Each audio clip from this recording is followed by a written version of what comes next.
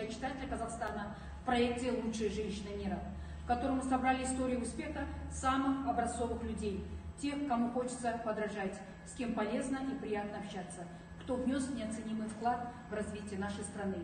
Вы золотой человек, и вы лучшая женщина в мире, пишут пользователи соцсетей. Вы мама 5 детей, вы замечательный врач с 35-летним стажем, грамотный, опытный работник здравоохранения. Последние 10 лет занимались оздоровлением людей. Уже 5 лет по программе «Молодость и долголетие». Через эту программу провели более 15 тысяч человек. Не только в Казахстане, но и в СНГ. Полученные знания помогали участникам программы за год полностью восстановить даже самый слабый иммунитет. Вы очень добрый, отзывчивый, милосердный человек. Находите время, силы и средства для благотворительности.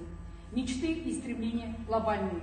Одна из них – это вырастить здоровое поколение и физически, и духовно. И это ваша миссия.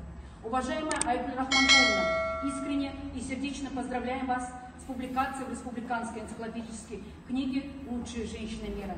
Спасибо за ваш труд, за ваше доверие коллективу издательства. Мы гордимся вами, желаем дальнейших успехов, процветания.